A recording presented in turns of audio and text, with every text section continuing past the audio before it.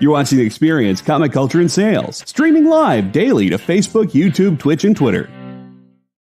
Imagine being at a convention and going to an interview panel that's just for you. No bustling crowds, no hours-long lines, just you, the moderator, and your favorite comic book creators. Well, this is pretty much that. Miss Jen sits down every week with 2 comic book creators for a live stream interview about their latest work, and you can ask them whatever you want. It's Talking Shop, Mondays at 5 Eastern on The Experience, Comic Culture and Sales.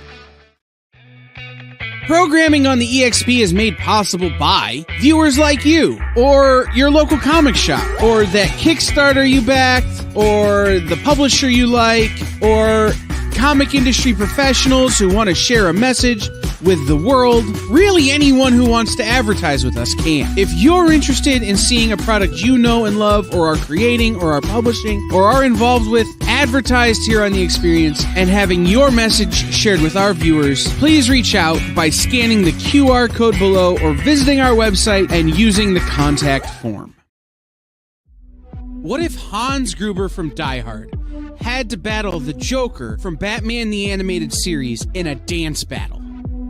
Or who would win in a race between Baby from Baby Driver and Snidely Whiplash? If Austin Powers and Shrek found themselves in a hot dog eating contest, who would emerge victorious? These are the questions we talk about on Nerd Killer Warfare. Debate the most absurd questions you've ever heard in popular culture. Register now by scanning the QR code or visiting bit.ly/EXP casting.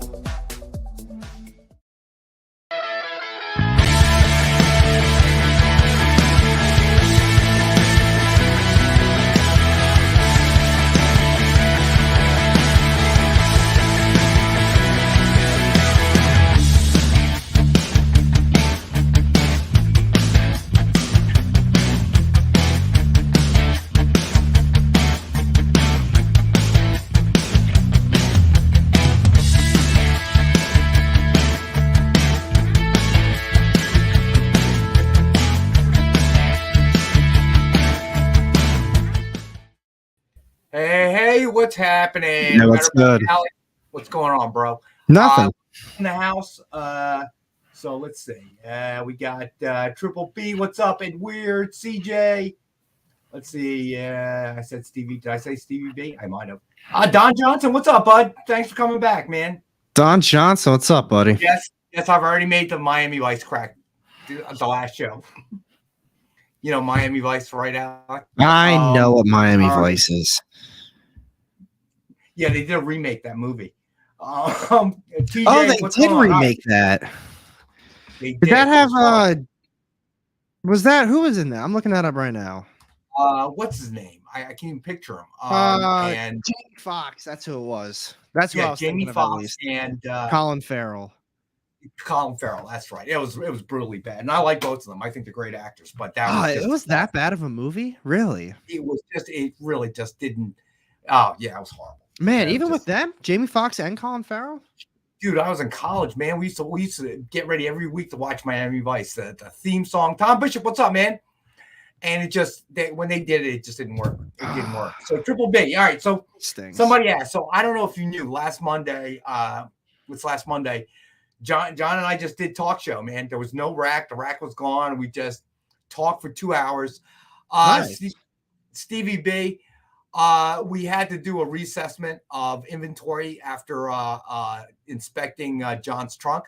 So I think he may be on the run right now. I was going to say, no John again. He's on vacation, bro.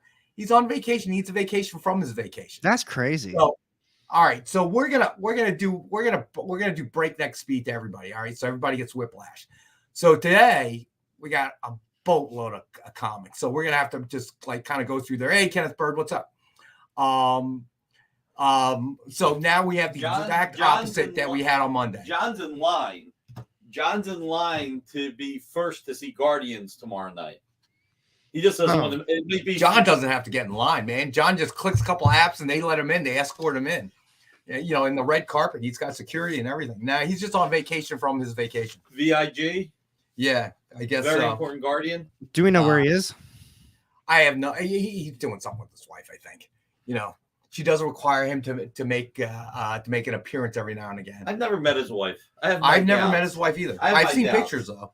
No, I've seen pictures. They were at something. I think she works for Subaru. I feel like I don't know. That's cool. So yeah, I did see something. But all right, so all right, you know what? We're gonna start off. Pastor, what's going on, Pastor Michael? Try too hard to be cool. Yeah, you know, I kind of feel like that. It just they tried too hard. I don't know. It just didn't work. And I don't Miami know. Vice? Yeah, it didn't work. It really just like SWAT didn't work when they remade that movie. SWAT wasn't that good. Yeah, that was another movie that I or another TV show growing up. You know, every week you'd be waiting to watch SWAT, talk about it at school and stuff. Yeah, it totally didn't work. All right. So as always, let's start off with a Dynamite 10-pack reader set.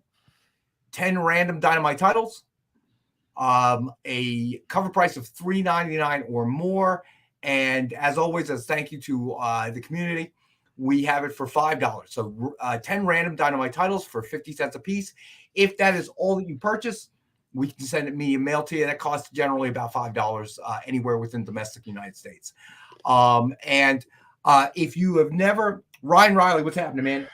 So if you have not purchased from us before, this is how it works. We'll throw something up, and when you put in the chat that you want to claim whatever the book is, and then there will be a submission form that our buddy JD, who's producing, push some buttons behind the scenes, will be able to click on that link, and that link will bring you to a form. Fill that form out because Lyle, what's up, man? Very important. It gives us if your screen name does not match your real name, gives us your real name. And most importantly, ship to address, and we will invoice you whatever you purchased that the next day. And David Moore, what's up, man? And also, it is $10 within the domestic United States for 6 bag and boarded comics, up to 6 bag and boarded comics, and $17.50 for up to 3 slab books. All right, and of course, if you are an international customer, we will run whatever your purchase is and bill you the straight freight, buddy. All right, Large man, what's up, buddy? What's up, bud? Jumping the shark. Well, why just like the talk show on Monday? A lot of different reasons. Get a breath, catch up a little bit. Nice. You know, we've been moving at a pretty good clip. So today we have the exact opposite. But I see a lot of new viewers here. Thank you for joining us. I got to tell you, this is a great community, great group of guys. Most of the guys that you see on here that come back every single week have been with us since almost the very beginning. So we appreciate that. And we appreciate anybody new. You'll find that this is a great community, not quite like every other claim show you see out there. Our buddy AR has been with us since the beginning, lending his his wisdom and knowledge, and making the rest of us feel really old at times, because there are things that we remember that, you know, he goes, all right, Don, you got it, buddy. Yeah, I'll tell you what, what's really crazy about that is there's so many times in my day where I'm like, man, I'm feeling pretty old from like that comment or something like that. So I don't mean this in a rude way, but I can only imagine how some of the references are for you. Because if I feel that. Well, Alec, you may not have meant it in a rude way, but unfortunately it came across that way and hurt my feelings. I'm crying on the inside, bro. Crying a little bit. All right. Next up, we have Guardians of the Galaxy #5, Dynamic Forces exclusive cover. Suggested retail of $29.99, and there were only 3,000 ever printed. And we have it for $19.69 tonight. And I do want to talk about New Comic Book Day when we get around to it. All right. So next up, another DF exclusive cover. Guardians of the Galaxy #1, Dynamic Forces exclusive cover. And we also have that. There were only 6,000 of these printed, and we also have that for $19.69. Man, I'll tell you, I don't know how my shop got a hold of these books, like the DF ones, but when I first started doing Whatnot auctions from them last year, or like a year and a half ago at this point, They had so many of those DF covers. I don't know how they got a hold of them, but when I was getting like my weekly pickups, I'm talking there's probably pushing 50 per week that I was getting from them. They're probably buying it from John. He siphons them out week by week. Oh my God. CJ, it is JD is a producer tonight, my friend. All right, just so you know. All right, so then next up, obviously we're heavy on Guardians of the Galaxy and Star Wars tonight. Oh, why's that? Obvious reasons. I don't know. I just felt like it. Oh, okay. So with May the 4th, and obviously Amy, and Amy is obviously going on Thursday, tomorrow night, to watch Guardians of the Galaxy, as she always does. One of the first tickets. John, I think he was going Friday, but then he didn't want to get beat by Amy, so I think he bought himself another, or reserved himself another Guardians of the Star Wars. Yeah, you got that right. Whatever the case may be. So next week we'll probably get a review from these guys. I know Amy's going to be overwhelmingly positive. She always is.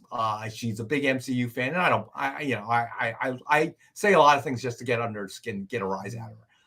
John will be. We'll see. This is a man that watched Morbius 4 times. So I think it was more than that. He doesn't want to tell you. Yeah, probably. I would agree with that. I'm probably not going to see Guardians in theaters. I'm probably going to ride it out just like I did for Ant-Man. I'll tell you what, I don't know. I always try to be positive with the MCU. I go into it with the mindset of like, this is going to be awesome.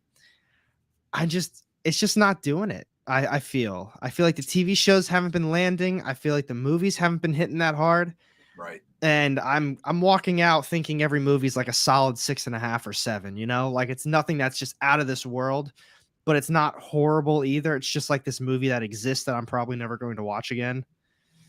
So Preston, probably, and it'll probably be longer than a 2-minute review would be my guess.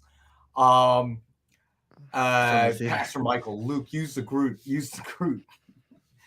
All right, so next up we got Guardians of the Galaxy number 0.1.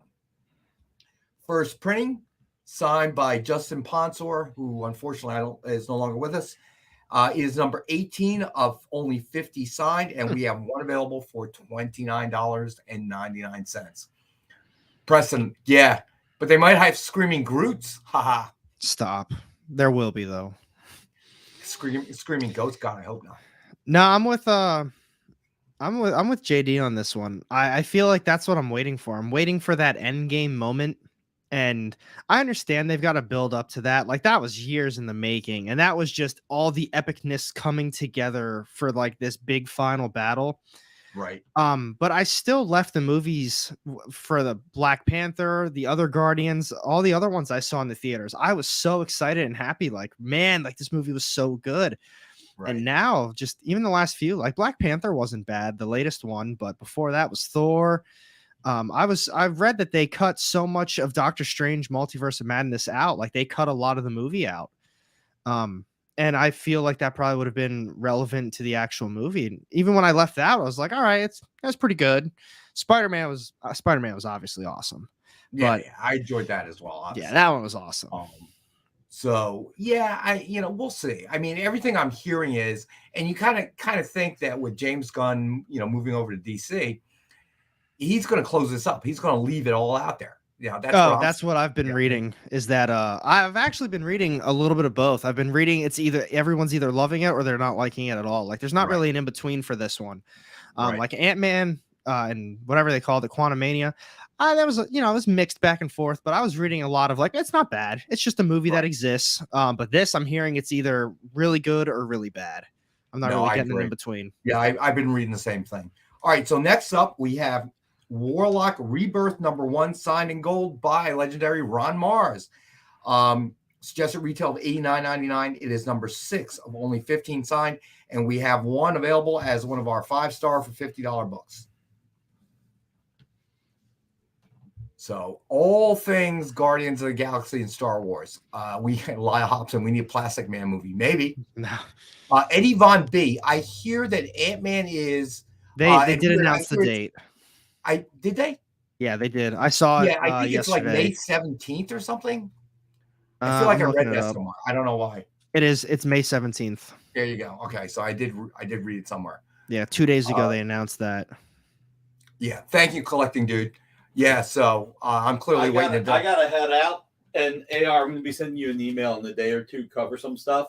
Okay. But here's my bad joke of the day. You ready? Okay. What's your bad joke of the day? Getting a Plastic Man movie, really? Isn't that a stretch? Yeah, that was really bad. That was horrendous. that was beyond bad. Actually, that would be Leave It to Beaver. Like, I don't think that would even fly with a 5-year-old, man. Oh man! All right, easy go lucky. Guardians is 80% on Rotten Tomatoes. Cool. I did not know that. That's not that good. That's not that good, but I thought I saw earlier, like yesterday or whatever, that it was like at 67%. Oh, really? Yeah, I don't. Who knows? I ignore that crap anyway. Yeah. So we were talking on Monday. Siskel and Ebert. Are you kidding? So, the role of critic has played a much smaller role in my opinion. You know what I mean? So it's not quite clear what it was. All right. So then something out of the blue, and you mentioned we have Wakanda #1 Stanley Archer Mlau variant signed by Stephanie Williams. It is number 25, only 50 signed. Suggested retail $49.99. We have one available for $25. I love this cover. I don't think I read that. I don't think I read that series, Wakanda. Yeah, but you gotta love that cover. Artwork's very well done. It is. Absolutely. And it's an Art Germ cover, and it's phenomenal. I would say Art Germ usually does a great job on covers. Yeah, he does. All right. So then, we do have a giveaway tonight, I'm pretty sure. Yes, we do. It is a Star Wars book, and it is a true remark. I'm skipping a little bit, JD. Sorry. It is a true remark, and it is Star Wars #1. It is also a Dynamic Forces variant cover, signed by Greg Land with a Yoda remark by Ken Hazer, also signed by Ken Hazer. You can see it in the upper left-hand corner. That is our giveaway of the night, and we should just do hashtag May the 4th. Why not? That's a good one. That works. The 1 in 100 Ross, you got it, buddy. Let me see. All right, you know what? I'm gonna make JD's life easy. We're gonna go in. Let me see. Which one is all right? You know what, JD? I'm sorry. Lars Man wants to see the Guardians of the Galaxy #1 Alex Ross pencil sketch, Dr. Doom and Senna variant, 1 in 100 ratio. Okay, meaning that retailers had to purchase 100 of the regular cover to get one. And obviously, this is all of these Alex Ross pencil sketches. They fit together to make the large the banner that they had, right, of villains. Man. Yeah. All right. So that one is suggested retail of 200. We have 3 of them available for 150. Man, Alex Ross does not miss. No, he does not. Yeah. So, all right. So, yep. Hashtag May the 4th, and we'll do the drawing later in the show. All right. So there you go, Lars, man. It is cool, isn't it? Doom accepts your surrender. All right. So then next up, we have Star Wars Princess Leia #1, signed by Mark Wade. And it is number 9 of 350 signed. Suggested retail of $39.99 is a May the 4th special at $19.77 for $19.77, obviously. Nice. Now, go ahead. Oh, TJ James, Revenge of the Sixth. Wrong one. Close. Oh, man. So what's been going on with you, man? Man, not a whole lot.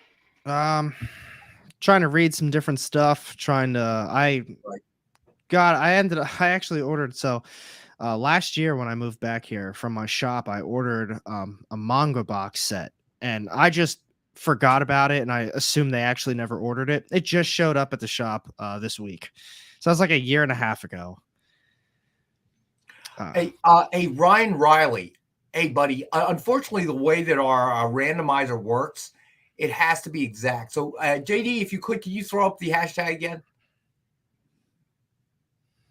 Okay, so it's got to be exact. So I want to make sure that you get entered in the contest. So it's got to be like it is on the screen, my friend. Don't spell out fourth, all right? Otherwise, it'll miss you. All right, John Spilios, what's up, bud? All right, buddy. So yeah, I want to make sure everybody has a shot. All right, so now we have Star Wars, Darth Vader #1. You know, some people like, some people don't like, but I love Scotty Young covers. I like Scotty Young. #1 Scotty Young retailer variant signed by Scotty Young. 22 of 101 signed. That's an awesome retail one too. $39.99, and we have the one for $30. Man, I mean, I get why people don't like Scotty Young's artwork. Like, well, I get why you wouldn't want to have it in your collection. You'd rather just have maybe cover A or something. But you can't deny that it's really cool art. It's always really cool covers. It's all if you like that kind of kidsy sort of thing. It's kind of the same with Lego, you know. Yeah. You know, a Lego movie or whatever. You know, so it's a matter of taste. But I personally think it's pretty cool. I mean, I was gonna get the new Groot series that came out today. I told myself I was only going to get it if they had the Scotty Young cover, and they did have it. I still ended up not getting the series. But so Lars Man is claiming it. You got it, Lars Man. That's a good one. I really like Scotty Young though. Yeah, you know, it's a matter of taste, right? You know, some people like coffee, some people don't. So it's a matter of taste. Truth. So, all right. So because we have so many books, I'm going to try to get at least our first page done. You got it, Ryan. As we said, you know, I was mentioning this on Monday, and this is such a great community. But if you've noticed, we don't do best offers anymore. You know why? Because for this great community, it's like, what's the best analogy? It's like the four-way stop sign and nobody goes. Like everybody's trying to let somebody else go.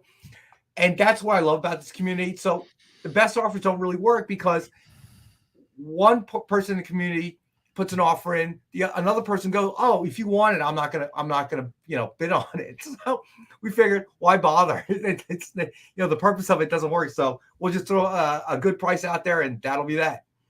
All right. So next up, we have Star Wars #15 action figure variant signed by Mike Mayhew. Number 16 of 77 signed. Suggested retail of $59.99. We have one available for $39.99. Now, the John Tyler Christopher action figure variants, I'll say these are very hit or miss. For fans, I know a lot of people. I feel like these are the ones that it's either you love it or you don't. Right. See, I love it because I remember the year when the action figures came out. So you know, there's a sense of nostalgia. So I think it appeals to those. That is cool. People, you know, a little bit more because those were the packages we would see at our place. It used to be called Kitty City. It used to have a kangaroo. Was it a kangaroo? I forget what Kitty City was. What was Toys R Us? That was a giraffe, right? That was a giraffe. Yeah, so, that's Jeffrey the giraffe. So yeah, it was like a kangaroo or something. They went out of business a long time ago. I remember near me we had KB Toys. Man, good one. What's that? We had KB Toys. KB Toys. I remember them. I remember them as well. All right. So then we have Princess Leia #1 Dynamic Forces exclusive, signed by cover artist Greg Land. Now this one I really like as well. Suggested retail of $39.99. It is number 5 of only 50 signed, and we have this one. Special May the 4th price of $19.77.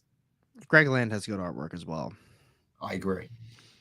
What's funny about KB Toys is every once in a while you'll see posts pop up from sales that they had way back when, and it'll be for the original Pokemon cards, like base set and Team Rocket, and those they got them on sale for like $1.99 or $2.99, and they still can't get rid of them because you got the newer sets out. Obviously, man, if you could just go back, and pick those up, oh my goodness. Oh my If god! only. All right, so then we have Star Wars: The Mandalorian #1, signed by Rodney Barnes. It's 20 of 460 signed. It's just a retail of $39.99. We have May the 4th price of $29.99. Rodney Barnes is legit. He's a top-notch writer. I recommend all of his stuff. All right, so for the Alex Ross fans out there, all right, and then we'll probably have to go to breakout for this. We have Star Wars #1 through 4 from 2013. Okay, the Dark Horse titles, and they are all Alex Ross covers. We have 3 available. Okay, and it's just a retail of 20. And I'm gonna go nuts. We have 3 available. Let's do it for 15. Nice. And we have 3 available at $15. All right. So when we get back, stay with us. I will delve into a little bit into New Comic Book Day and get through the rest of this ton of books. All right. So stay with us. We'll be back in a couple minutes.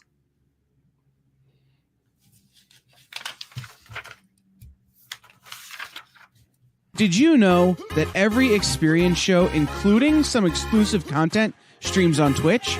Check it out. Twitch.tv/the_EXP. Or just scan that QR code. You just finished the last episode of your favorite news show, and you just have to talk about it. But all your friends are ghosting you because of that incident last week at the buffet. Oh, you know the one. What you did to that chowder. Ugh. Keeps me up at night. So what do? Join writer Dan Wickline as he breaks down all your favorite pop culture media. Whether it's a review of the latest nerdy TV show or a dive back into the history of your favorite comic characters, Dan's ready to discuss all the hottest topics live. Join the conversation as Dan live streams Tuesday through Thursday at 5 Eastern, 2 Pacific on Twitch, Twitter, YouTube, and Facebook. The Dan Wickline Show, on The Experience, Comic Culture and Sales.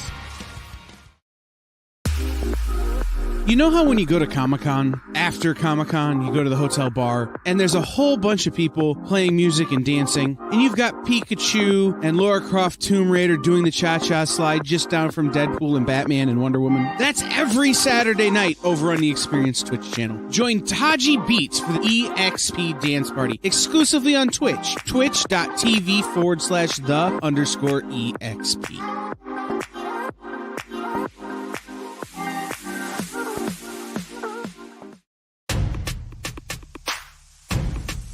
Go follow the Experience on TikTok at @the_EXP1 or scan the QR code on the screen. Our TikTok is like everywhere else we are, except you only have to deal with us for a minute. Seems like a win-win to me.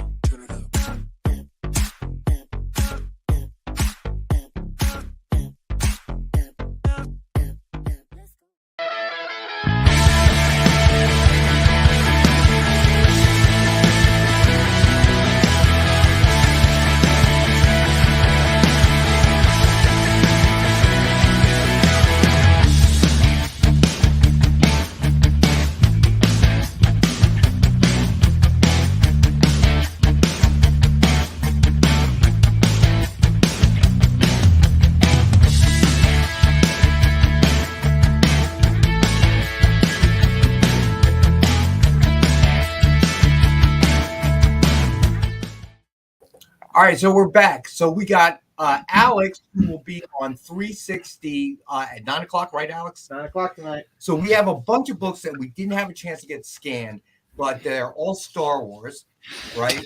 So, they're not all Star Wars. We have Star Wars, then we have Guardians, Infinity War, all right. But because we don't have scans, Alex is going to help me out before he has to head back and do his 360 show. So, Alex, you tell us the order since you have the order. Cool.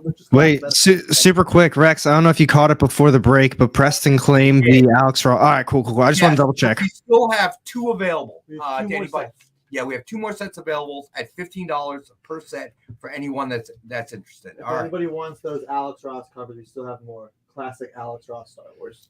All right, so let's go ahead. Any order that you want to go in. So let's just go alphabetically down. This is a collection I went through, and I pulled all the Star Wars books for this week, and we're going to go through them all, and hopefully you guys like it. Let's start with Star Wars Age of Republic, Darth Maul. It's a one-shot featuring a nice Darth Maul story. All right, $8. $8. Lars Man. Okay, Lars Man. Let me write that down. And Got so did EX. He claimed it too. Who? EX SSFD. LT. Okay. Yes. All right. And guys, And Amy is Don. not here. Please don't forget to fill out the submission form. All right. Otherwise, Don Johnson, I'm sorry, buddy. You were second behind LT. Sorry about that, my friend. Hey, Don Johnson, do me a favor. JD, throw up my email. Hey, Don, email me. I think we've emailed back and forth before, but just in case, email me in the morning. I will go in the warehouse and see if I can pull another set for you, buddy. All right. If I can, I will email you, and obviously we'll honor the price of $15. Just ask John. I'm sure he already knows what's everywhere, everything and everywhere it is in the warehouse already. Yeah, but that's his own. That's what he plans to take, so it's pointless. He'll tell me, we're out of. Oh, Alex Ross? No, we ran out of that. We don't have none of that. Who's this Alex Ross person you speak of? All right, no problem, Don Johnson. All right, so then next up, go ahead, Alex. We've got Star Wars Bounty Hunters number 13. This is the Lucasfilm 50th anniversary variant for A New Hope. Nice. All right, and we have one available for $6. Moving on to the next Star Wars book, we've got Star Wars Darth Maul number 5, $5. All right, so that one is 5. Star Wars Darth Maul number 5. We should do an Instagram post with Rex walking through the warehouse. I've never seen the movie, but I hear our warehouse is a lot like the ending of Indiana Jones. Which Indiana Jones? The first one where That's Raiders of the Lost Ark. Yeah, that one. Okay. Like, you mean it's like the first scene? At the end when they go and hide the yes, in the government warehouse. In the government warehouse, yeah. So I really should see that movie. I saw the third one. I can't believe you haven't seen it. Well, you know what it is. I saw once best movie of all time. Once I watched Big Bang Theory, where she totally dispelled how useless Indiana Jones was. I lost all interest. It was the first time I didn't think of Harrison Ford as Han Solo. I gotta be honest. There you Once go. you saw Raiders of the Lost Ark. Pray for Nick Perucci to finally watch Raiders. Look, they covered it. If it wasn't for Indiana, the Germans wouldn't have. No, they still would have found it, and they still would have died. Yeah, pretty much. Everything. Well, it wouldn't have made it to the museum. Well, there's a one scene where the Nazi burns his hands. There's this medallion with a stick. Yeah. But it's front and the back. So if Indy wasn't there, they would have taken that medallion and they would have found it faster. There you go. And they would have died faster. Thank you, Lyle. All right, I gotta go. Yeah, Lyle lives in the Arctic. Everybody hit that thumbs up, and Rex, Amy, and Alex. Since Alec was here tonight, all these books that Alex is showing over the next 15 minutes, really, really well priced. So, adding a little something different. We bought a collection, and bringing some good value. All right, go ahead, Alex. What's next? Oh, by the way, my bet after Guardians, no insider information, you're going to start to see an announcement for a Rocket Raccoon movie. Because it's the one that makes who makes the most sense. You're not going to see a Gamora movie. You're not going to see a Groot movie. You might see a Groot animated show. But who would then get a movie? Batista already said he doesn't want to be Drax anymore. Writing the dialogue for Groot would be pretty quick. Right? Marion would have been tortured to death. Okay. Would Marion have been there if Indy wasn't there? Yeah. That's her bar. I wouldn't see the movie. Well, I say that you need to see the movie. We're going to make Nick watch the movie somehow. All right. So next up. Get in line. Amy has me watching Ghostbusters first. You haven't seen Ghostbusters? Yeah, I know. That's a shocker, right? I can finally chime in on one of these conversations. They're like, oh, man, you haven't seen that. Which version, Alec? Oh, come on. The OG. All right. I'm just asking. Alec has taste. Alec has taste. No, I didn't see the Paul Rudd one. He might be so young he doesn't even realize that the OG existed. I'm just saying. That all right. That one hurts. That one hurts. That makes up for the comment I said Score! earlier. Yeah, that makes up for the other comment. Classic movies you guys All right. gotta watch. So go ahead. This is Star Wars Darth Vader, Volume 1, Number 1. This is the GameStop exclusive variant. This is the first appearance of Black Chrysanthemum from the Book of Boba Fett. First Black Chrysanthemum. This is a rarer variant. This is the GameStop premiere variant for $40. All right, Nice. so we have that one for 40. Sticking with Darth Vader, still Volume 1. All right, so LT, you've heard the rumors as well. That's good. I think that would be cool. I don't think I'd be interested in a Rocket Raccoon movie. I like the character, but Nobody thought they'd be interested in Guardians of the Galaxy. Look how that turned out. yeah, you're not wrong. You're not wrong. All right, so go ahead. Darth Vader number 2. Second right. issue in that run, $5. This is the issue before Dr. Aphra makes her first appearance. Who's the writer on that? Is it Gillen? Yeah. You gotta read that one. I got the Omni. That's like one of the only Star Wars I have read. This is legit. This is a great series. The first Darth Vader run is just so good. It's after episode 4. It just picks up. Yeah, it's I mean, I was gonna say I haven't read a whole lot of Star Wars, but it's a very good run. I read it in this whole Omni. I honestly read it in just a couple. You're cracking sittings. me up, bro. You are cracking me up. Me? No, Hugh. Look at Hugh. What Hugh were. So I'm Shia LaBeouf. I'm a young Nick Barucci. You guys got to figure it out. I could be Shia. Yeah. I would go with the Shia. I'll be Shia. Okay? If anybody's making that comparison, go with Shia. Okay. I gotta check out Shiloh again. It's been a long time. I can see that. Volume 1 was amazing. Volume 2 is Charles Soule. That is also amazing. I haven't read that one yet. That runs after episode 3. It's really good. I like it better than the first run. Really? But it's more like Darth Vader just became Darth Vader. Anakin doesn't know what he's doing. Like it's more okay. As opposed to like classic Darth Vader. But this is volume 3 that's out now. This current run. This is issue number 5. Very nice cover. Inyak Lee. $5. I think the first like 16 or 17 issues of that series. It wasn't bad. I think it's better read in like a hardcover, or if you have all the issues at once and you can read it together. There's a lot of issues I felt that didn't really have anything like really going on, and it kind of felt filler, but it was good story. But not to read it like month after month, like just to sit down and read it all at once type of thing. I agree. The volume 1 was a lot more serialized. Volume 2 was good to read quick and binge it. I just love the dynamic between the Emperor and Vader in the second series. I gotta read that one. That's a good one. This is Han Solo, issue number 2. This is a 1 in 10 Mike Allred cover of the Millennium Falcon. Cool. It's very much, you can tell his style here. This is $8. All right, this book is probably the most on fire book of the week for Star Wars that I have. I am very excited for the price of this book. This is Star Wars: The High Republic, number 1, first print, first Avar Kriss, first Keith Trennis. If you don't think that these characters are going to be in the Acolyte or the upcoming any other movies, you should already have one. So this is Star Wars: The High Republic, number 1.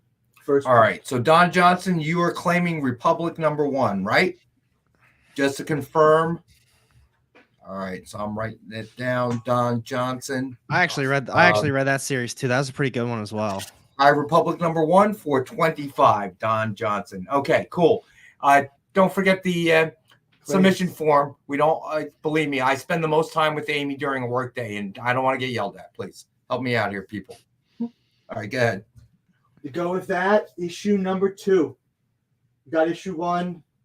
Finish that first story with issue number 2. $5. There's a few first appearances. They're not major because most of the Jedi are in that first issue. But issue number 2, High Republic, Volume 1. The last, Don will take 2. All right, Don, you got it, buddy. Cool. And the last Star Wars book, this is more of a run filler from Volume 2. This is the current run. Volume 2. This is set after Empire Strikes Back, but this is Star Wars Volume 2, number 7 for $5. Filler issue, Leia, Tarkin. No, sorry, that's not Tarkin.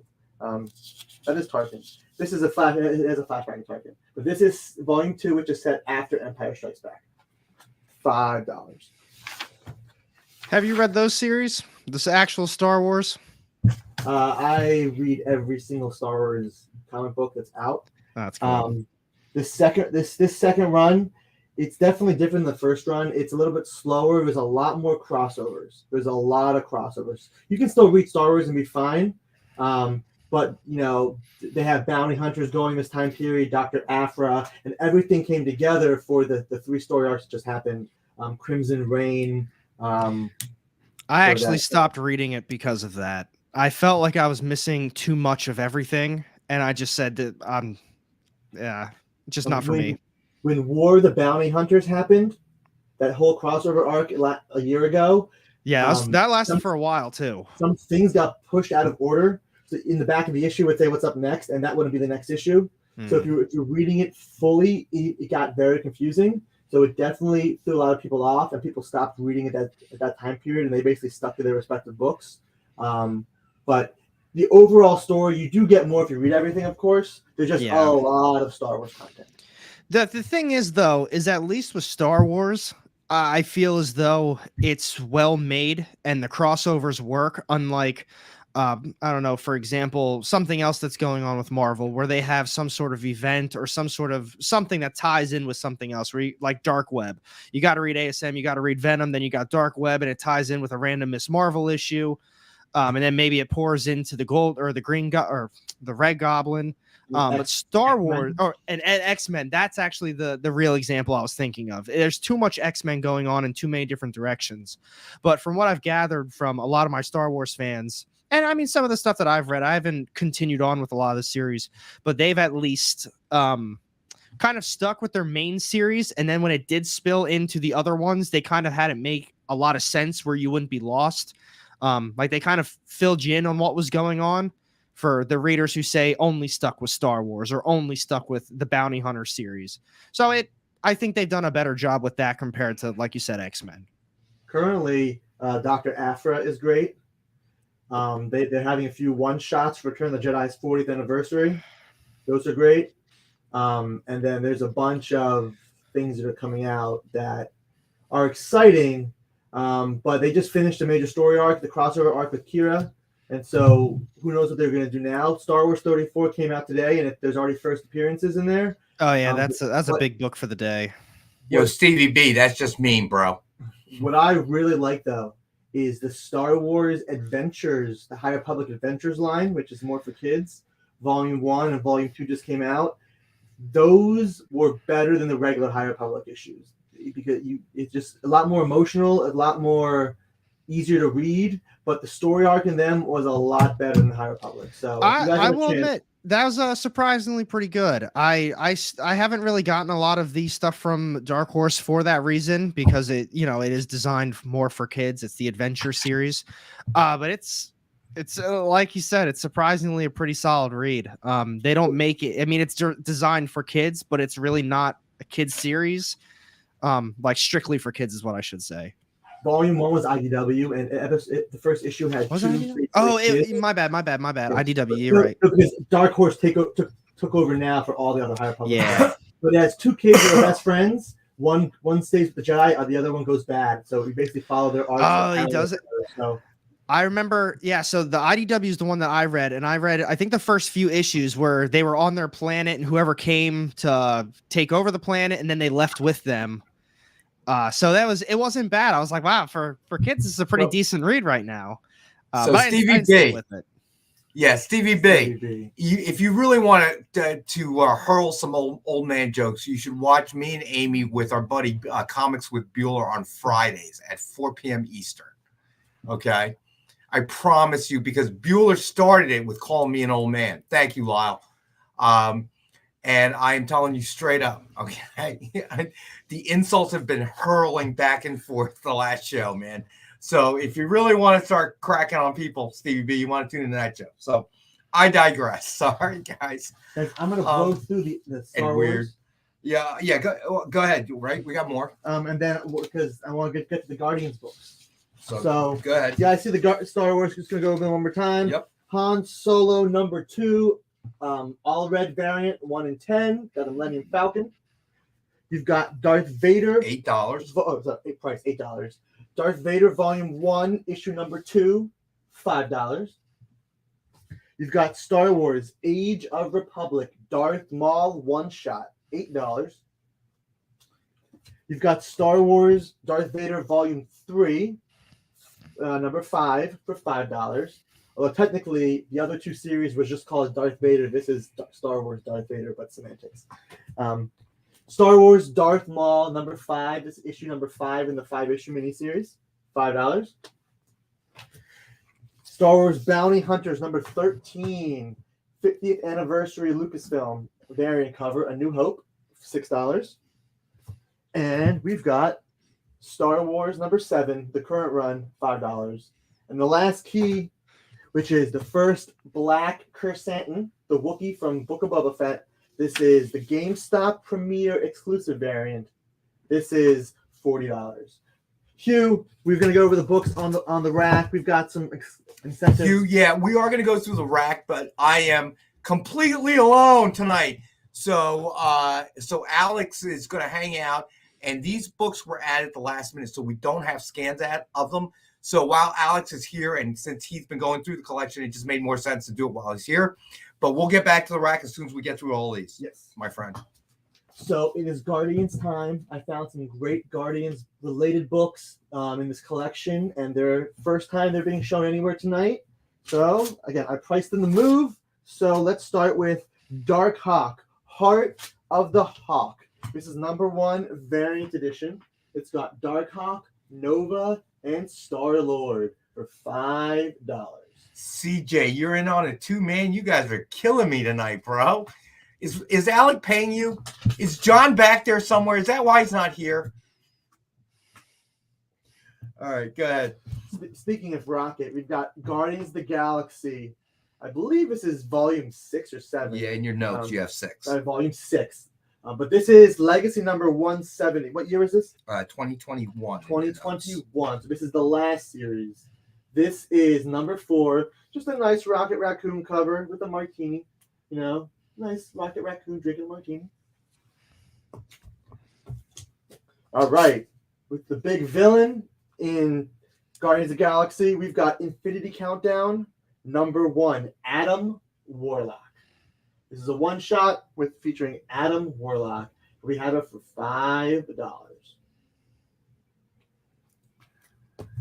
CJ, I do anything that John wants as long as he keeps bringing me the food, bro. I'm not even lying. A fed Rex is a happy Rex. Right? Yeah, Preston.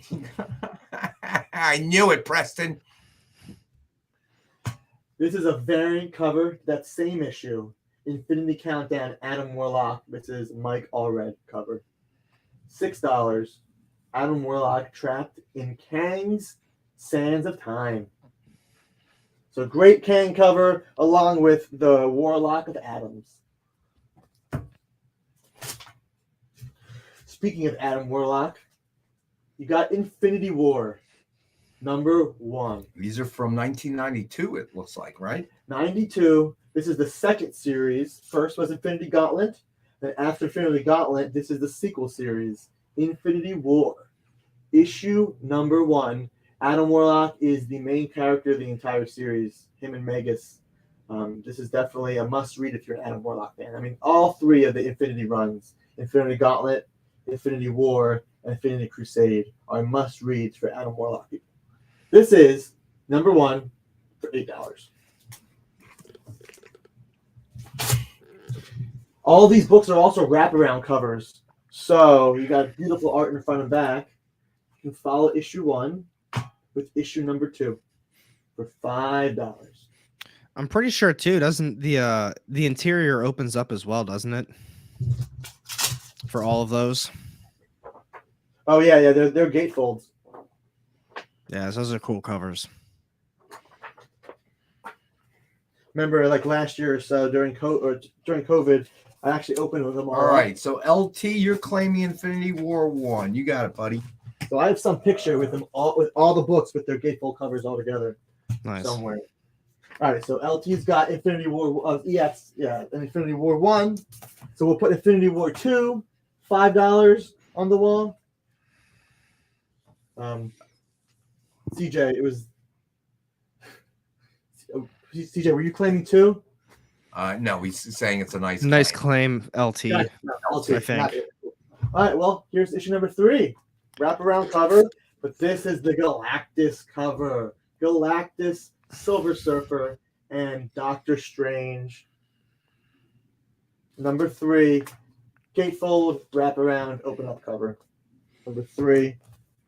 What's after 3? Infinity War. Number 4. Hulk, Gamora, Cap, Cyclops. I mean, all these covers have a plethora of characters. And after issue number 4 is issue number 5, the Magus Power Struggle right here. Now, why are these issues being offered individually? Well, there was no issue 6, or else they'd be sold as a set. So this also allows to keep the hunt on. You know, you get issue 1, 2, and 3. You got to go find 4, 5, and 6. Part of the collecting. But you finished Infinity War, and you want that story to keep going.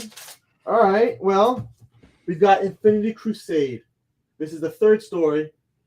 This is issue number 1 in Infinity Crusade. This is a foil cover from the 90s. 93, I believe. Yeah, the year after.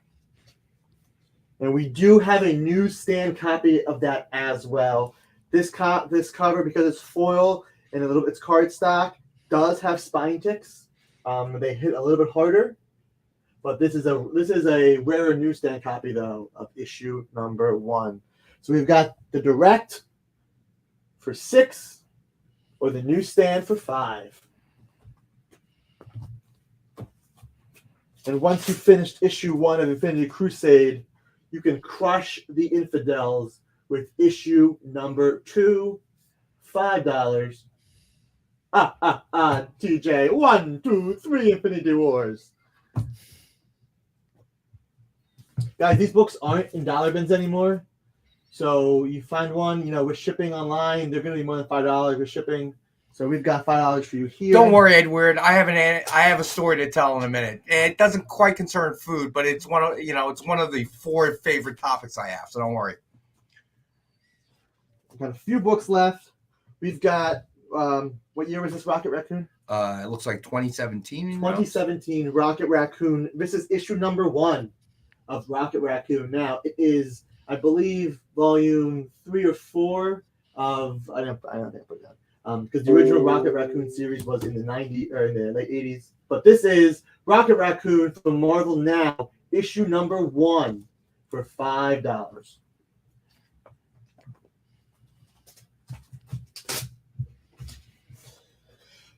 If you like Rocket, you've got Rocket and Groot together on a cover with Shuri in issue number 3 of Shuri. This is a second print of this book. Take the glare away. But you got Shuri with the Rocket and Groot in the background. This is the second print variant. This is $8. That Shuri series was selling for a hot minute too. Yeah. Unfortunately, we only just found that now and didn't have it for when Black Panther came out. But do what we can. This next Star-Lord book. What year? 2016. 2016 series. Star-Lord, issue number 3, Peter Quill with a pirate Star-Lord flag. This is $4. Yes, this book is cover price, $4. You go, Preston. Have that glass. Get a big glass, brother. Got 3 more books for Guardians from my back issues. This is a rarer book. Not too common to see. This is late 90s. 98. 98. Marvel Nice. had already declared bankruptcy. This is Warlock #1 from 1998. This is Tom Lyle, and Robert Jones. $5. Warlock #1.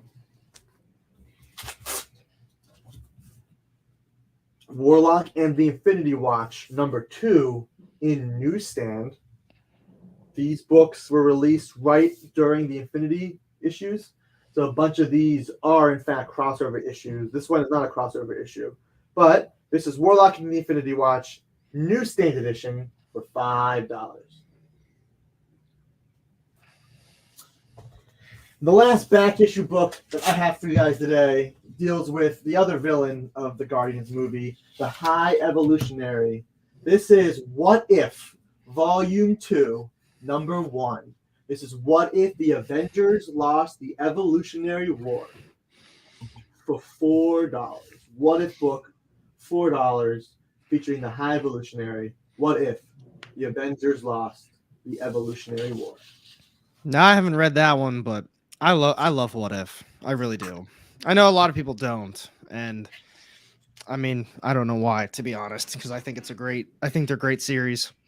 To truly appreciate them, I think you need to understand that not just the character, but the story that the What If is telling. Yeah, I can agree with that. You need to understand and have read the Evolutionary War, basically, for this to make a big impact. Because other than that, like, what's the difference? The good thing with these are they usually end definitively.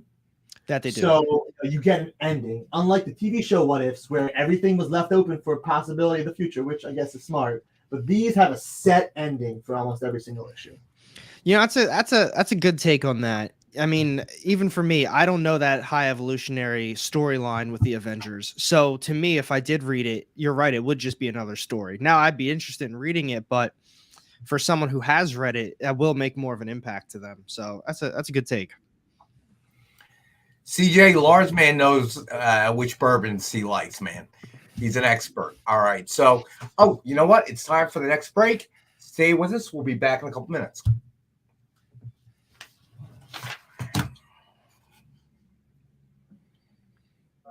Why was Princess Zelda sad after watching a bunch of YouTube videos? She couldn't find a link in the description. We'll stop if you subscribe to our YouTube channel. It's super easy. Click subscribe and click the bell when you do. And thanks for supporting the EXP.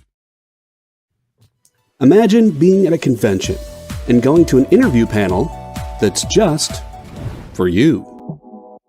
No bustling crowds, no hours-long lines, just you, the moderator, and your favorite comic book creators. Well, this is pretty much that. Miss Jen sits down every week with 2 comic book creators for a live stream interview about their latest work, and you can ask them whatever you want. It's Talking Shop, Mondays at 5 Eastern on The Experience, Comic Culture and Sales.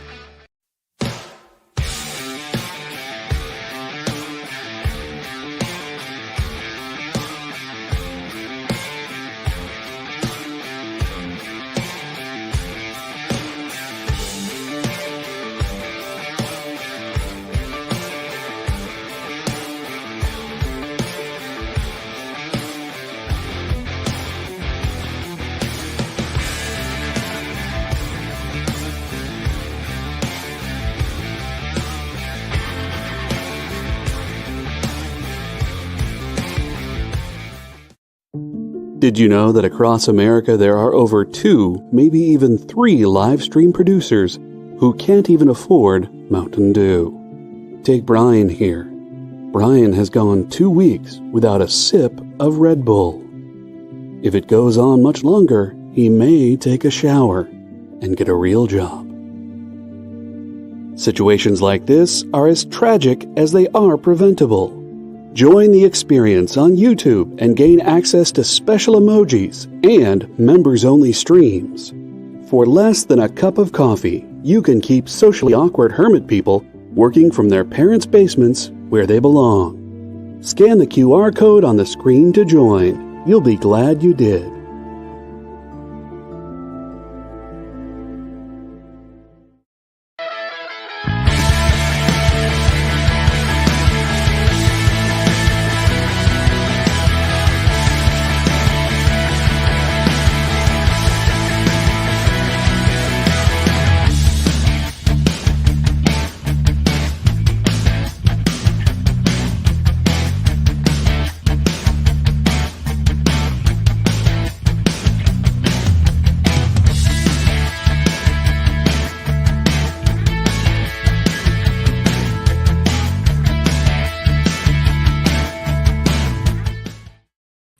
All right, we're back. Lars, man. So that's how you can buy all the great bourbon.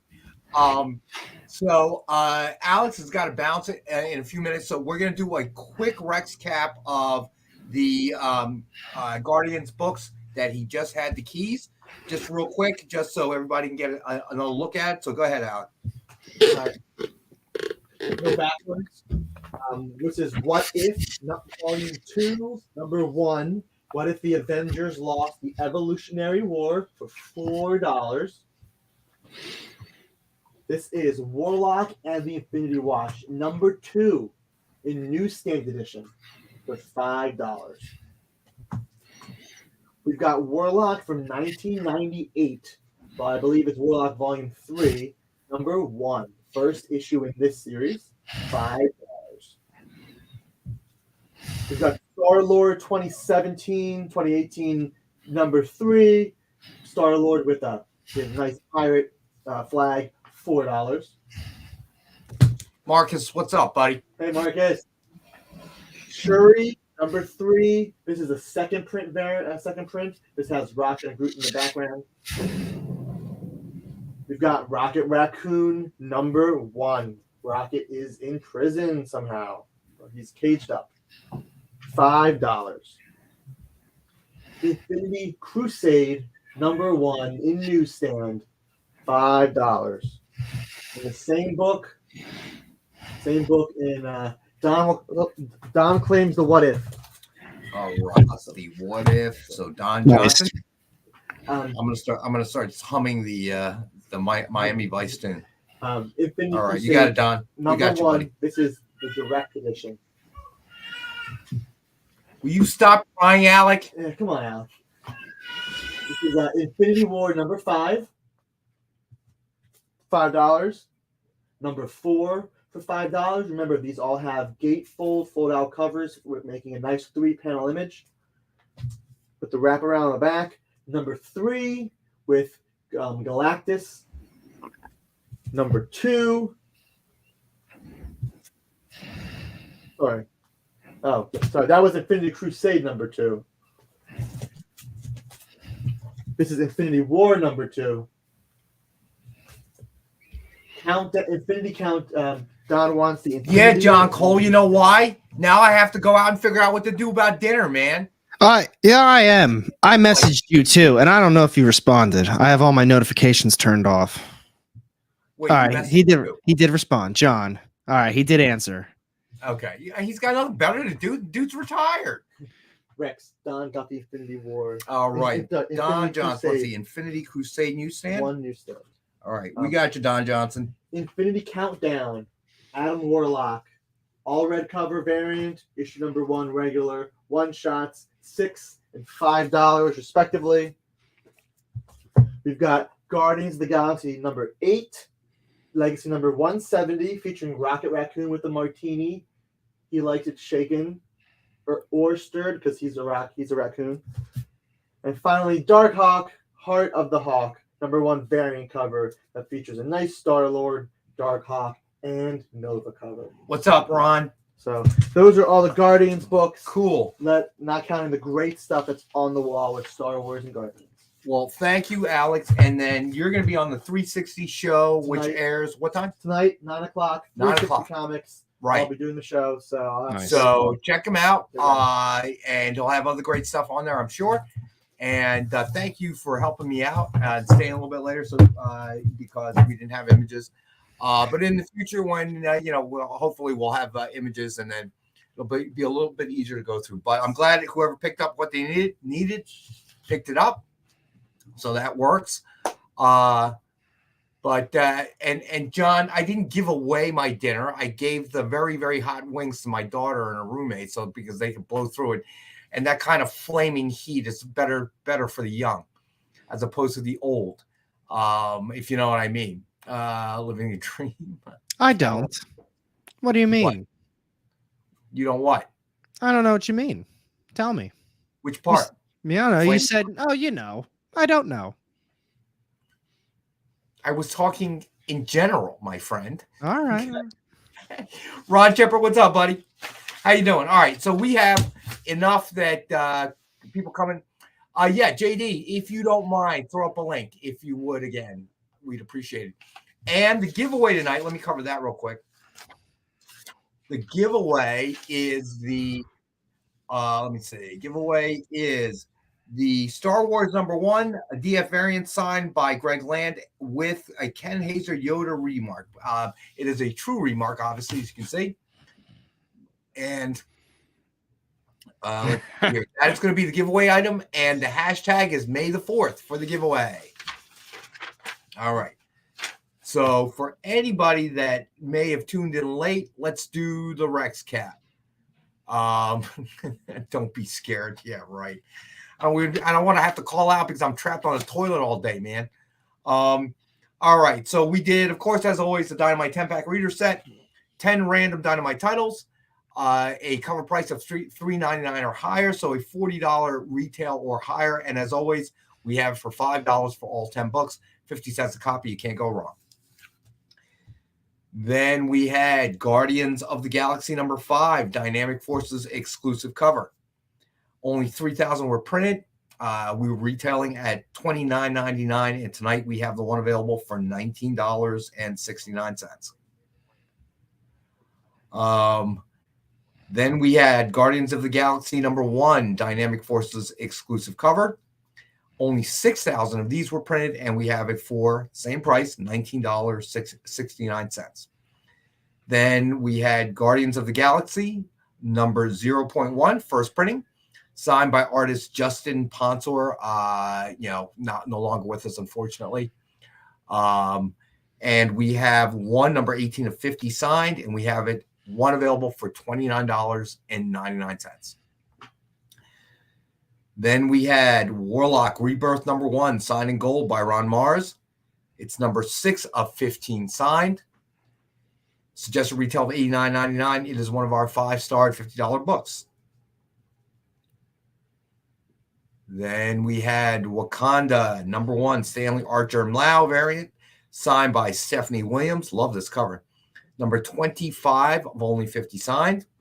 And suggested retail $49.99. We have one available for $25. Then we had Star Wars Princess Leia #1, signed by Mark Wade. Suggested retail $39.99, and we have the one available for $19.77. Then we did Star Wars #15, action figure variant, signed by Mike Mayhew. Suggested retail $59.99. It's #16 of only 77 signed. And we have one available for $39.99. That's a good one, Preston. And then we had Princess Leia #1, Dynamic Forces exclusive, signed by cover artist Greg Land. Suggested retail $39.99. We have one available, #5 of only 50 signed, for $19.77. Then we had Star Wars The Mandalorian #1, signed by Rodney Barnes. Suggested retail $39.99. We have one available for $29.99. And then one last one for the recap. Guardians of the Galaxy #1, Alex Ross pencil sketch, Dr. Doom incentive variant, 1:100 ratio. Find it in the wild. We have 3 available. Find in the wild for $200. We have 3 available, each one for $150. All right. And that is the Rex cap. And now that we have our buddy Ron in here, we're probably going to do our sketch covers next. Nice. But so Alec, let's talk about New Comic Book Day. So what you tell me? What was good this week? What was not so good this week? What did you like? What did you hate? Man, it's the first week that I only got one Marvel book. Really? I read more DC this week than Marvel. That's not saying much. I only read 2 DC books. What's that? I said it's not really saying too much. I only read 2 DC books. Okay. But Marvel, the only reason I got the Marvel book is because it's my ongoing, and it's 24 issues deep, 23 issues deep. Right. But man, I'll tell you what, this stack, I was at first going into New Comic Book Day, I wasn't sure because my shop is like limited beyond ever on New Comic Book Day at this point, it feels like. But man, it actually was a really expensive New Comic Book Day, and I didn't realize it until I left. I was like, oh my God, I spent double what I usually spend, and I only got like, I think 10 books. But I got Lamentation #1 from Oni Press. That one was $7. Survival new one from Dark Horse. And then Monomyth, a brand new one from Mag Cave. That one's $5. Hairball 2 from Dark Horse. That one's $6. And then F This Place from Image. That's a regular price. Regular price for Radiant Black. Star Signs. This one, I'm a little surprised with this one. Brand new one from Saud and Ahmed.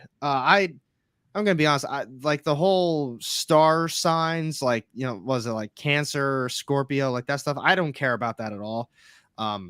So I kind of went into this thinking I probably wasn't going to like it, but I picked it because it was Saud and Ahmed. I usually grab everything that he writes. It wasn't bad. Like I said, it's really not my thing. I picked it up mainly because of it. It wasn't bad by any means, but it really wasn't. It's not my thing. It deals with all of that, the star signs, the constellations. It's whatever. Almighty, I've been really back and forth in this series. I decided to keep going on with it. It's not bad, but I see Don Johnson says he's disappointed in Lamentation. I surprisingly liked it. I don't like the $7 price tag on it. Same with Hairball, the $6 price tag. It's a joke. I mean, it's like 40. I think it said it was like 48 pages or something like that. I thought it was a good setup, but for a Cullen Bunn horror series, I guess I was expecting a little bit more, but I think it was a good premise with a good, setup and where they're going with it. I thought it was decent. Hairball, same thing. Not that it was slow, but they're still not really doing anything with the story. Right. This one, another one I went into, Monomyth. I went into that one thinking I probably wasn't going to like it because it deals with it's like magic and fantasy and stuff like that. And that's usually not my cup of tea either. And same thing, it just was an all right read to me because they're focusing on wizards and, magic. And it's what it is. But overall, I mean, these books were all, I mean, as I just said, a couple negative things about them. Overall, I was still really satisfied with it. I thought they did a great job on this New Comic Book Day. And I think the last couple New Comic Book Days I've went into it, I left it a little bit more happy because I'm not, I guess it's crazy, but it's because I'm not really getting any Marvel. When my pull list was typically 5 or 6 Marvel books and I'm reading like 4 or 5 indie books, I'm like, man, New Comic Book Day, let down again. But I've slowly been going away from all the Marvel stuff and I'm getting all these kind of random indie titles too. And man, they're good. They've been killing it. All these indie publishers, they've been on fire. As far as the DC ones go, I did Peacemaker and Shazam. I saw someone just said, John, Shazam was good stuff. I thought Shazam was decent. I think it was a better story for someone like me who doesn't have a lot of knowledge on Shazam and those characters, because it seems like the whole dawn of DC, the first issue or the first couple of issues are all intros to these characters. And I think as a longtime reader, you're probably not going to enjoy the first issue. It's probably going to be boring to you. I thought they did a good job with it, but I'll tell you what, that Peacemaker issue was fantastic. I thought it was awesome. They killed it. They knocked it out of the park. The artwork, the humor in it was great. The writing style was great. It was, I actually not laughed out loud at a few scenes, but you got a little smile and a little chuckle out of me for a few parts. So I mean, they did a great job writing it. So Hugh, it's not that it's been that kind of week, my brother. So I'm very happy we're here at Hump Day. It's just been that kind of week, craziness. Just at work and personal stuff. It's just, man. So is there anything anybody's looking forward to for Free Comic Book Day? I see. Hold on real quick. I saw Don Johnson. How's Junk Rabbit? My shop got they didn't have any extra copies of Junk Rabbit, so they ordered it for me. I'll have it read for tomorrow's video. Well, tomorrow's live stream. I'll have it read, but I won't have a physical copy of it. So that stinks, but we'll see. Hopefully it was good. But no, free comic book day. It's going to be legit. There's a lot of good stuff coming out. Okay. I don't know who asked. It was a while back, but so with free comic book day coming up, so you heard it from AR. A lot of good stuff coming out. All right, so let's get to the sketch covers for our buddy Ron. All right, so starting off with Star Wars, we have Star Wars Dr. Aphra #1 signed with Aphra cover sketch by Ken Hazer. Suggested retail of $89.99, and we have the one available for $50. All right, and I don't even remember who asked, but here it is. X23 #1 signed with a color X23 cover sketch by Ken Hazer. Suggested retail of $89.99, and we have the one available for $63. I love X23. Such a cool character. All right. And all right, Preston, you got it, buddy. All right. And I got to say, the next couple, I feel like Joe Del Beato and Mariano Nicieza, okay, outdid themselves. All right. So the next one up, Amazing Spider-Man #789, signed with Spider-Boy cover sketch by Joe Del Beato and Mariano Nicieza. Obviously, that's the cool. homage. Suggested retail $109.99, and we have the one available for $89.99. So I thought they outdid themselves this time. That one's really nice. Not saying the other ones aren't, but this one's very nice. When he had it out there, I was like, "Whoa, this is a nice one."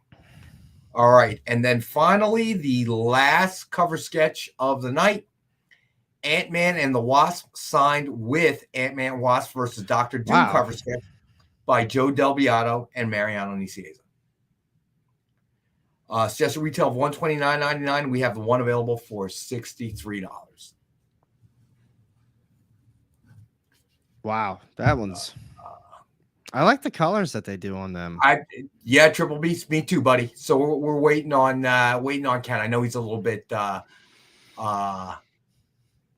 Okay, let's see here. Don understood. So I'll leave that to Preston. And let him make the call there. It's a nice one though. I don't know if he's going to be willing to give that one up. All right, so those are the sketch covers of the night. And Don, we've been doing something. We had Ken Hazer on the air. What was that? Was it last week or the week before? I can't remember. I think it was last Monday. Right. Some of what you're seeing is commission requests from the group. So just so you know. All right. So don't know if we have any of these left. I will certainly look, Don, in the initial email. You can email me and I will. Oh, dude, that's very nice, Preston. So, Don, Preston is yielding it to you. So, just to confirm, I'm going to scratch out Preston's name and put Don's in there. Don Johnson. Okay.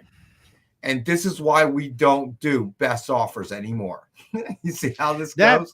That used to always happen in the Instagram auctions for comics. People would start bidding on it, and you'd see your friend, and they start bidding. It's like, well, I'm not going to bid against you. You're my buddy. If you really want it, you can have it. And that used to happen all the time. Don Johnson, I'm not entirely sure what your question is, buddy. Wasn't there a sketch and then a color one? What do you mean, buddy? Yeah. I know it went from Dr. Aphra.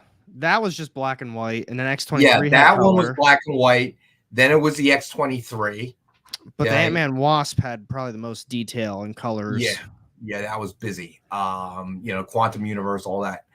It's the busier it is, obviously, the longer it takes. So that's Ant-Man and the Wasp, signed with Ant-Man Wasp versus Dr. Doom cover sketch by Joe Del Beato and Mariano Nicieza, $129.99 retail. And we have this one available for $63. Man. All right. And then we'll go back to Star Wars Dr. Aphra #1, signed with Aphra cover sketch by our buddy Ken Hazer. Okay. No problem, Don. All right. So I have you down for the X-23 now. All right. Thank you, Preston. You are a gentleman, sir. Kang, not Doom. Sorry. Yeah, you're correct. So why does it say Doom in my notes? Ugh, one of those things. Long day, bud. Yeah, you're right, John Spilios. Yeah, but in my notes it says Doom for some reason. That's just what you're thinking. It's Doom. No. It actually says Dr. Doom right here in my notes, bro. Oh no, that's what I mean. You had a rough day, so it's just a Doom type of day. I'm reading. So I appreciate Alex coming in to deal with those books that we did not have images of. That would have been a hot mess, bro. Would have been a hot mess. So yes, sir, Preston, you are a gentleman. That is for sure. All right. So let's see here. We've got a few books, and you know what? When we come back, we're probably going to do a giveaway. We'll do our giveaway at some point. And Jay, get your wife in here. I can get some arguing started, laughing out loud. Too funny. So this week or last week, I got to enjoy something I've been waiting a long time for. And it's weird how things work out. So my daughter has got an assistant coaching gig for a local high school, nice. A prep school. And that prep school plays the high school that she went to and played for. And this is the second time they've played, and I've wanted to go, and I managed to get the second one and watched her team that she coaches for now thrash up. You got it, Ron. I got you, buddy. Thrashed her old alma mater and the coach I did not like. Okay, for a lot of different reasons. So that was super exciting. No, Lyle was not in Staten Island, my friend. It was local to this area, but it's kind of bittersweet because, and I know this person because my daughter played with the older sister, but the younger sister, she's something else, man. My daughter currently holds the record at that high school for most home runs this season. And this girl is very quickly approaching it. Yeah, she is a couple behind. So I saw her mom at the game and we talked a little bit. We've known each other. It's ironic how the community is so small, kind of like this community. The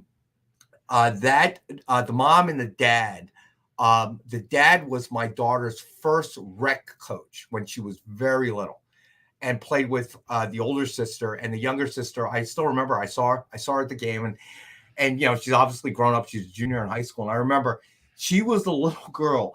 So her dad was my daughter's first rec coach.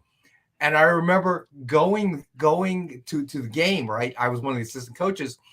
And his older daughter, she was standing there with a cast on her. And I'll be like, I was like, what happened?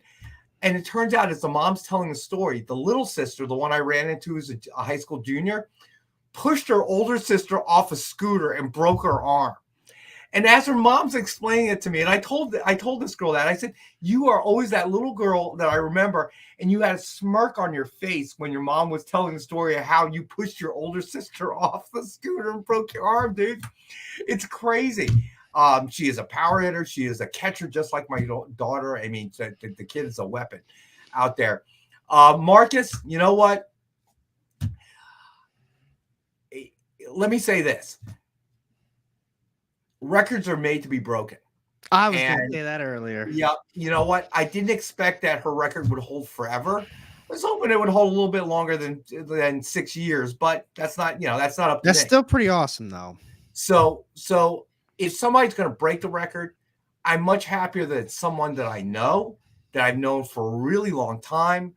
I mean, I have to say this. I mean, the mom is has worked for years in a funeral home. She's, believe it or not, the person that prepares the body. And when my mom passed away, I was, obviously my daughter was with me. I was distraught. And the nursing home she was at, they didn't have refrigeration in the basement and said, you got to deal with this now. And I had no idea, and it was not it was expected, but it was kind of sudden, and I had no idea. And I called her up because I had no idea what to do, and I was in a state that I didn't live in.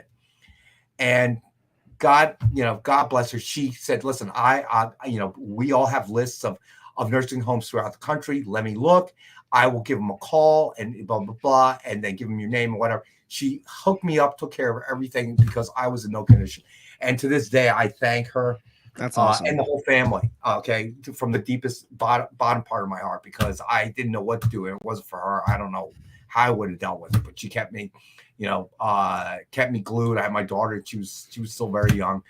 So that was awesome. That was awesome. TJ James, it's ironic that you brought that up. Yes, that rec league is actually about 40 minutes from my town. We've played in that town. I got to tell you, though, I think that their plan is that's cool. It could be better. How? Instead of letting them make them be field crew for 3 tournaments before they can return. What's field crew? Somebody's got to chalk the line. Somebody's got to rake the infield. Okay, drag the field. Okay, it's pretty much manual labor. You're pushing a rake around. Okay, getting the infield dirt together, that type of thing. All right. Because some of these guys that and believe me, I've seen all kinds. Okay, parents yelling at umpires. Why do you think there's a shortage right now?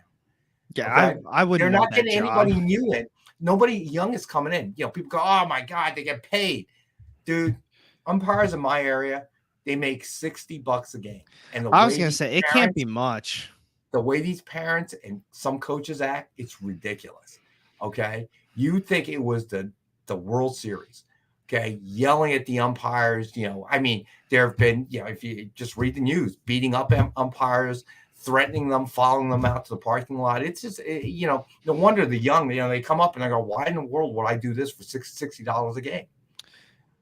Take all this abuse. I totally get it. I mean, even when I was in high school for my basketball team, I mean, I'm going to be real, we were really good, but it's not like we had some crazy crowd on a random night, but you always have those couple parents where it's like one half of the court is filled with just parents and maybe grandparents, and just you got the student section. The other side's basically completely empty, besides a few of the parents that drove from whatever school it is.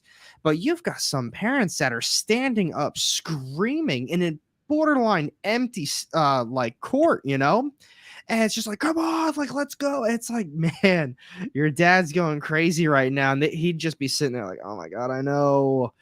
And it's like my buddy's not even playing. He's screaming at the team and he's screaming at the ref, and it's embarrassing. And I get, if you're into it and you're getting in the zone, like, yeah, my kid's playing, my kid's doing this, but your kid's not even playing right now. And you're just I got to tell you, I see it from both sides. I saw it as a parent. I also work as a tournament director or site director for a friend of mine on weekends if my daughter's team's not playing and we don't have to be somewhere. And I tell you, some of the nonsense you see with these parents, okay, walking up to umps yeah, threatening them, saying, "Oh, that was a travesty. Are you kidding me?" That kind of thing.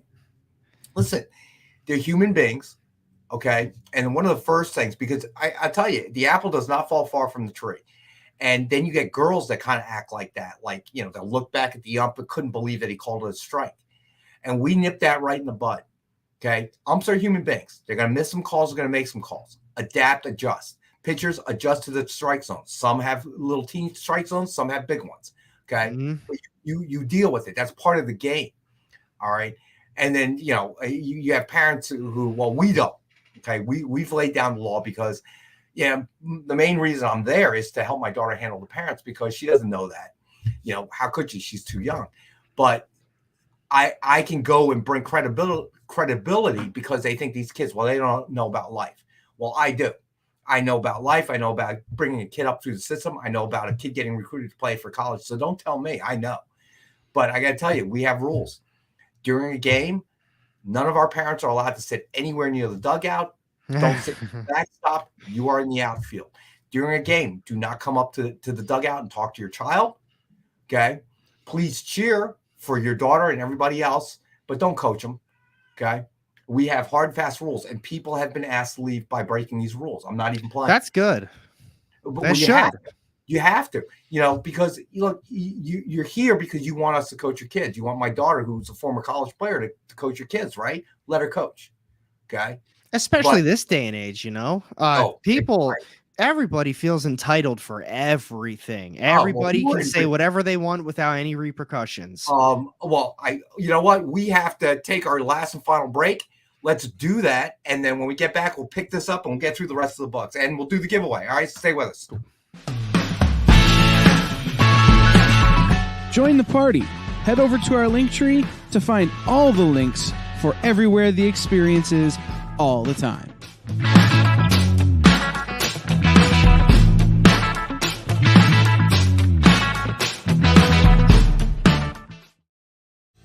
You just finished the last episode of your favorite news show, and you just have to talk about it.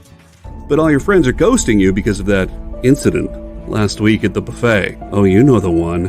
What you did to that chowder. Ugh. Keeps me up at night. So what do? Join writer Dan Wickline as he breaks down all your favorite pop culture media. Whether it's a review of the latest nerdy TV show or a dive back into the history of your favorite comic characters, Dan's ready to discuss all the hottest topics live. Join the conversation as Dan live streams Tuesday through Thursday at 5 Eastern, 2 Pacific on Twitch, Twitter, YouTube, and Facebook. The Dan Wickline Show on The Experience, Comic Culture and Sales. What if Hans Gruber from Die Hard had to battle the Joker from Batman the Animated Series in a dance battle? Or who would win in a race between Baby from Baby Driver and Snidely Whiplash?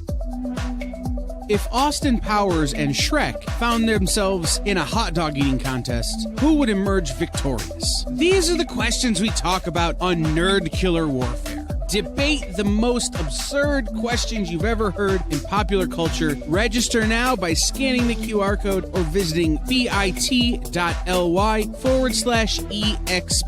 casting.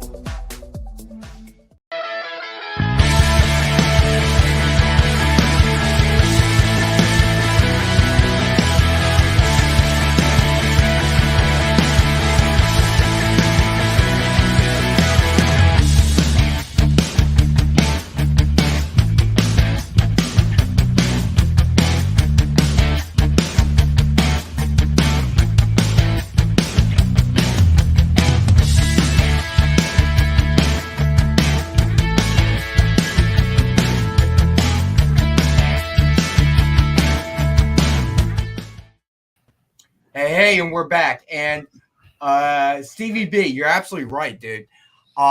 So during the course of a season, I help my daughter coach her 12U team, which is a lot of fun. And they're getting to that stage where we're having, it's not just about throwing and catching and hitting. We're talking about, a strategy in the game. But I started this when my daughter was still playing in college. So during the summer times, we joined what's called a 23U league. But what it really means, it's girls that play in college that want to stay active in the summer. So when they return to school, they're not completely starting from scratch. And I got to tell you, the umps love coaching it because the quality of ball is very, very good. Okay. But and I'm not really coaching. I'm organizing more than anything else. And because these girls, they play in college, they know what to do. They don't need me telling them what to do, but I do the schedule, make sure the insurance is there, whatever. I got to tell you, the umpires love it because I don't really care if we lose or win. This is just, keeping these girls active, right? So I'm just there to kind of watch and see great softball. The umpires always love that because there's nobody yelling at them. The parents too. They're parents of college players, so they know not to yell. The funny thing is the younger you get and the lower the level of play, so in softball, it's whether you're A, B, or C, the lower the level, or rec, the lower the level, the more crazy the parents seem. I don't know what's up with that. I was gonna say, I feel like the same thing. It's always the younger grades, level of experience is always on like the earlier years, because once you start hitting the uppers, they're a little bit more civilized. Well, not super, but you know what I mean. Well, you have coaches, but the parents are, are a little bit more in control because they kind of understand the rules of and when they get to high school, they're looking to get recruited by colleges. Guess what? Those college coaches that come out, they're watching the parents too. I've seen it. Okay. They don't pick up a girl because the parents are just out of control. And we had a girl last year. She was real good. I mean, she really was. Kid had skills, but she was not invited to return. And he was shocked. But the dad broke every single rule we had. And I had a discussion with him. And at the end of the conversation, he said, so what you're saying, it's not her, it's me. And I'm like, yeah, dude. What do you think I've been saying? I was gonna say, yeah, that's actually exactly it. Dude, I don't care. I don't care if she's Jenny Finch, Monica Abbott. I don't care. Okay, Jocelyn Hello. I don't care. Okay, as a coach for a travel team, you spend a lot of time with these families. The guy was an ass. I don't want to spend another year with you.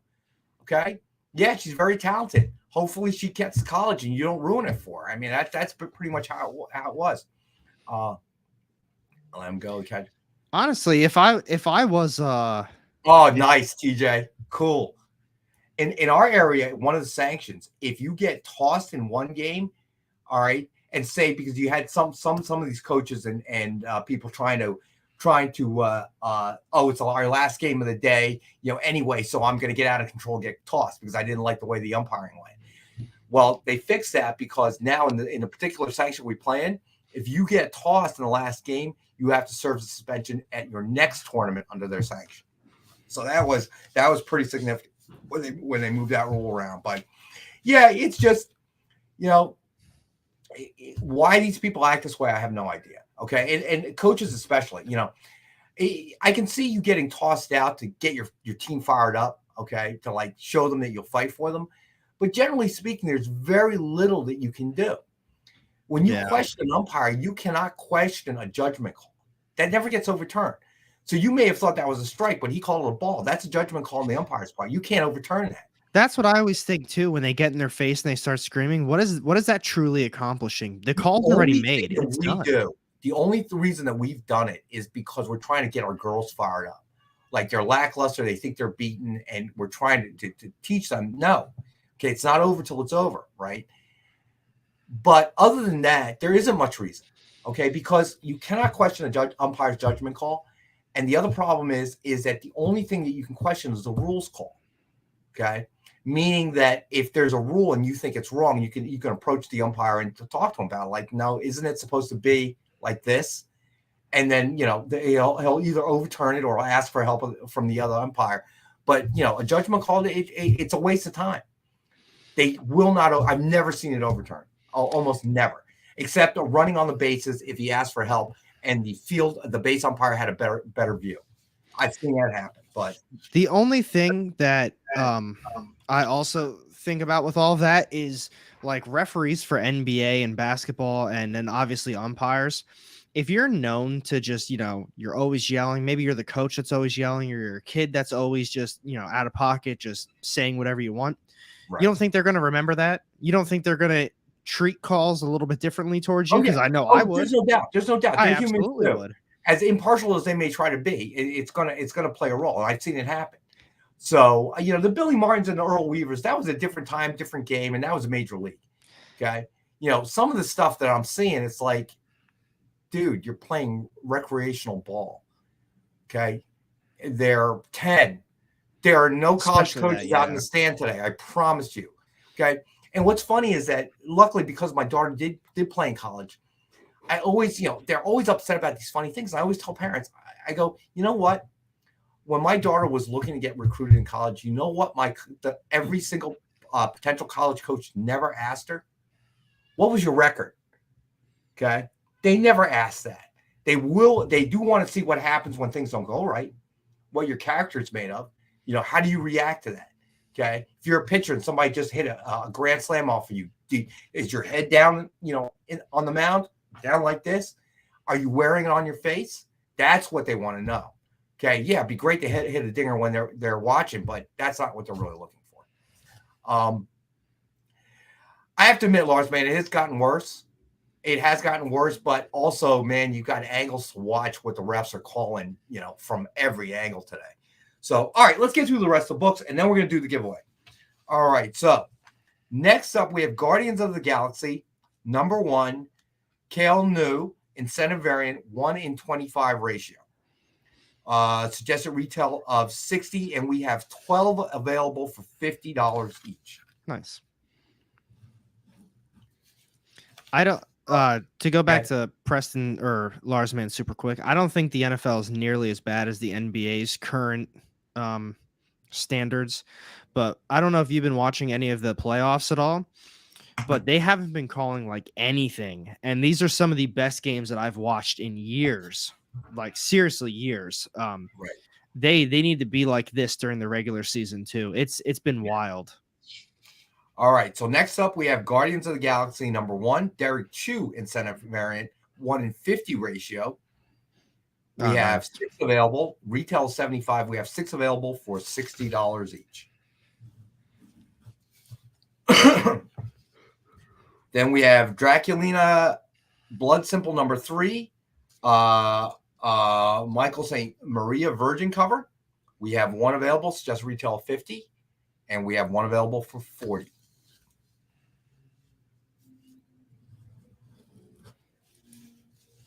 All right, and then the next Dynamite version incentive that we have, Barbarella, the center cannot hold #3, Rachel Holland cosplay version cover. It's just a retail $30, and we have the 1 available for $20. All right, and then we got a couple of few cool Jim Starlin signed books. So we have Strange Tales, Warlock #178, signed by Jim Starlin. It's just a retail of $400. We have the 1 available for $178.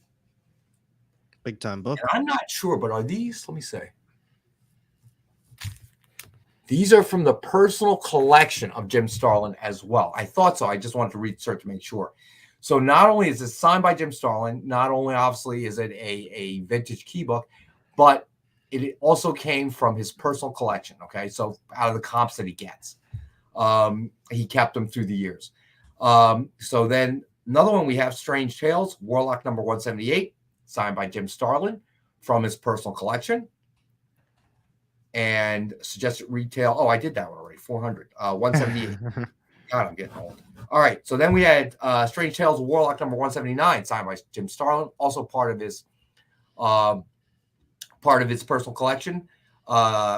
Retail of $600, and we have it for $179. Come on, Preston. Look at the collars. All right. So finally, we have Strange Tales, Warlock #181, signed by Jim Starlin and part of his personal collection. It's just a retail of $500, and we have 1 available for $181. Yeah, Triple B, you should tune into the Bueller show. You're gonna love that. Or you and Bueller have been talking or something, bro. All right.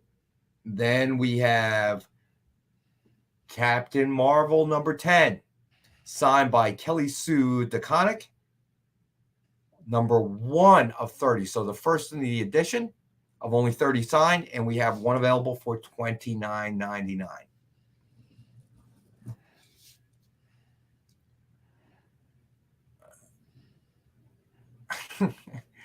All right, so then we have Guardians of the Galaxy #8, Encore Edition, signed by Donnie Cates, signed in silver. It's #6 of only 15 signed.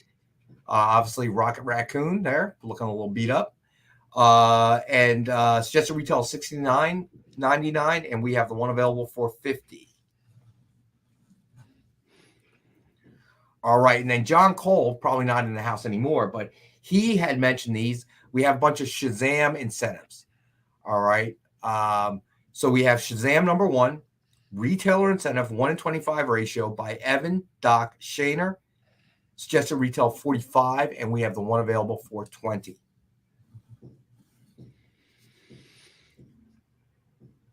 All right. So then we have Shazam #1, retailer incentive, 1-in-50 ratio by Ariel Cologne.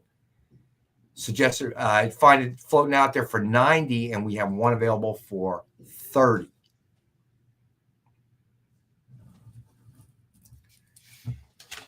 And then we have Shazam #1, retailer incentive, 1-in-100 ratio by Dan Mora, and it is a Virgin glow in the dark cover. Suggested we see it in the wild for 40, and we have the one available for 25. This really was a good read. If you don't know a lot about Shazam, I think they did a good job. All right, Preston, you got it, buddy. Sorry, I didn't mean to interrupt. Oh, no, you're good. I'm just, if someone was interested in this series, I think it was a really good spot for a new reader to jump in. They truly are, in my opinion, making the dawn of DC very, very new reader friendly. And I don't know if you saw this. I think they announced it like an hour ago. Jim Lee is now the president of DC. Oh, I did not see that. That's interesting. Lars Mann's claiming Shazam 1 in 100. You got it. The one by Dan Mora. All right, Lars Mann, I got you down, bud. Yeah, it looks like 5 hours ago. I did not hear that. It doesn't surprise me terribly, but I mean, I did not hear that yet. Well, in my opinion, that's a really big deal for DC, because now you've got someone in position who is a big comic fan and knows comics, and I'd like to think that he's pretty in tune with the comic community. So it's not just like some random person as president, like, yeah, we'll put that out, put another Batman or something like that out. I feel like he's got a good, good judgment on what should be done and what shouldn't be done. So that's really exciting for DC fans. Yeah, I think, hey, listen, with James Gunn, now Jim Lee, they're moving in the right direction. Okay? They are. I think that they are. It looks like the Ezra Miller thing has been more or less dealt with. So did you see what the one comment was? I forget who it was. I don't know if it was the director or somebody. It was someone that was pretty high up within that movie. They said Ezra Miller's performance was so good it's going to make you forget about all the things that he's done. And I was like, I don't know about that. Yeah, I don't think so. No, nice try though, but I don't think so. But all right, let's get to the last 4 books. We got Star Wars, Darth Vader, #1, 2015. Oh, you know what? We did this one actually. But JD, do you have an image of this one? There it is. And we have the one for $20. All right. Marcus says production designer. Oh, was it? Yeah. All right. So then we have Star Wars Jedi Fallen Order, Dark Temple #1. First, Eno Cordova, Siri Junda, and Second Sister. And we have the one available for $20. This was a big book for a hot minute, too. All right. And then we had Guardians of the Galaxy #1 from 2015, hip hop variant. And we have the one available for $10. And then finally, Star-Lord #1. Claim Fallen Order. You got it, Thomas Bishop. Thomas Bishop. Nice. All right. And then finally, Star-Lord #1 from 1996. And we have the one for $5. All right. Yes. Groot #1, which is not on my sheet, actually, ironically enough, for some reason. Do you have it? Lars Mann claim. Okay, hip hop. Let me see. Where's the hip hop one?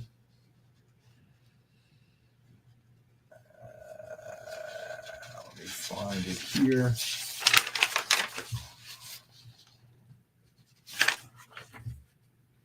Oh, okay. Here we go. So Lars Mann, got it, buddy.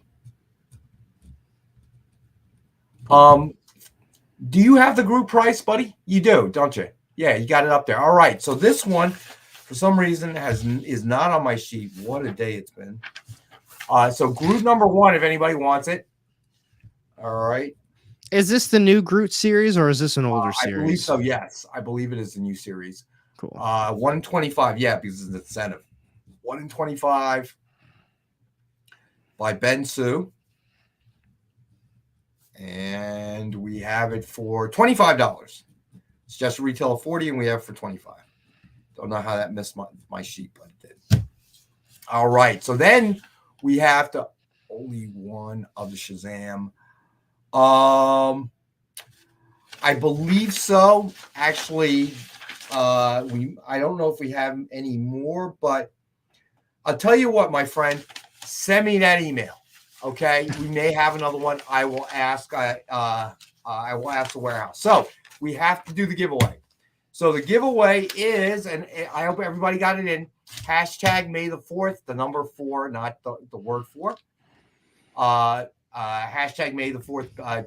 Was it May the 4th or May the 4th be with you? I don't remember. May the Can you 4th. throw that up again? Yeah, okay. Hashtag May the 4th.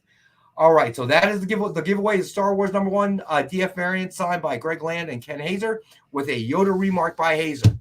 So anytime you are ready, JD, spin that wheel. All right. So JD is spinning the wheel. And who's it gonna be? And who's it gonna be? Kenneth Bird. There you go, my friend. Yo, this dude, Kenneth Bird, the amount of giveaway, you had to have bought a lottery ticket by now. You need to. I don't know, but maybe we should drag him to AC with us. I am like astounded by the amount of giveaways that this man has won. It's crazy. All right, so congratulations. Steve Wagner. Sorry, buddy, you're a little bit late. Unfortunately, we did the drawing, but it's always a hashtag, my friend. All right, so we will be back on. We'll be on Bueller with me and Amy.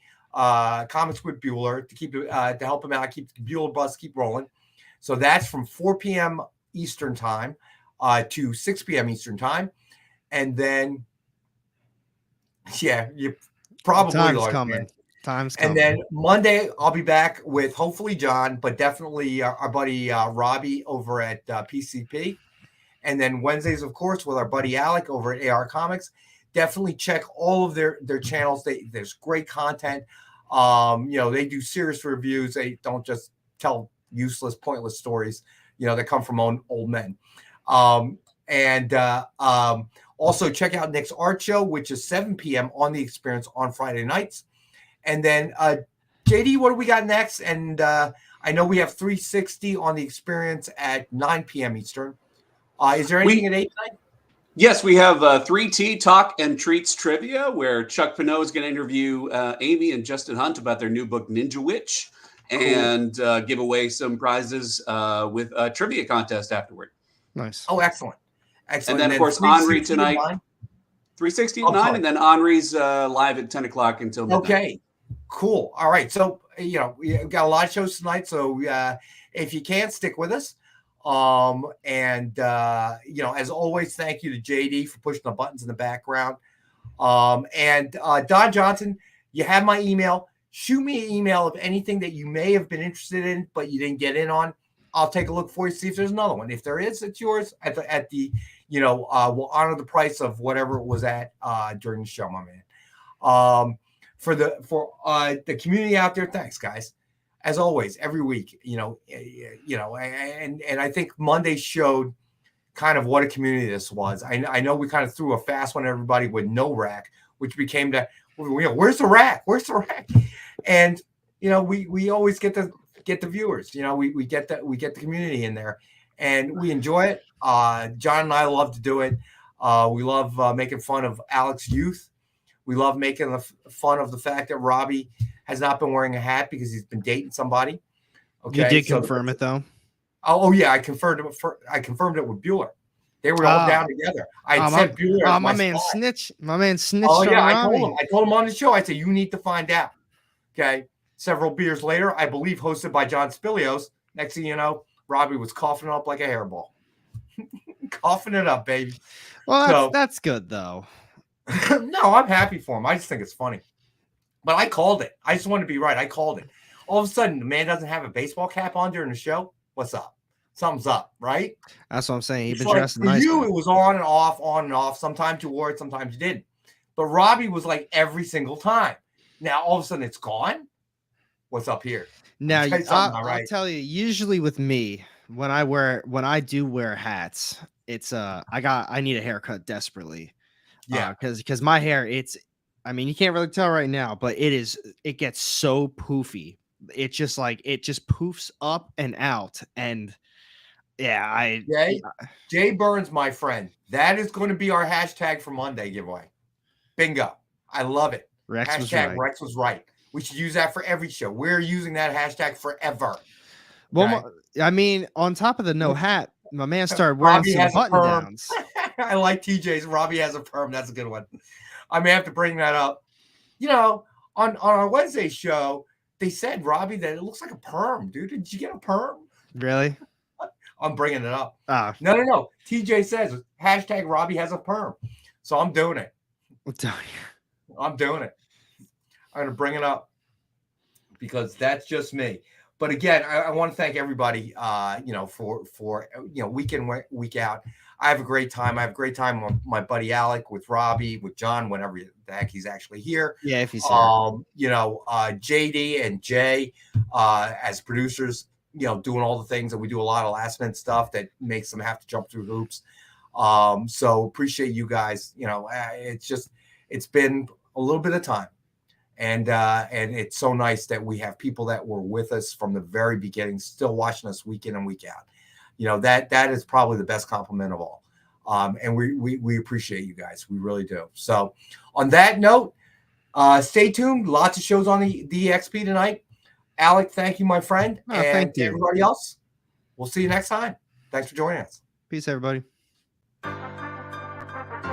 Do you remember what it was like when you were a little kid and you got a letter in the mail? Now imagine that letter was filled with information about your favorite shows, pop culture questions, links to things you're going to want to see later, and even sneak peeks at upcoming programming here on The Experience. That's what the EXP mailing list is. Every week, we send you sneak peeks, information, and all of the relevant links for all of the shows you want to see. Sign up now on our website or scan the QR code that's on your screen right now.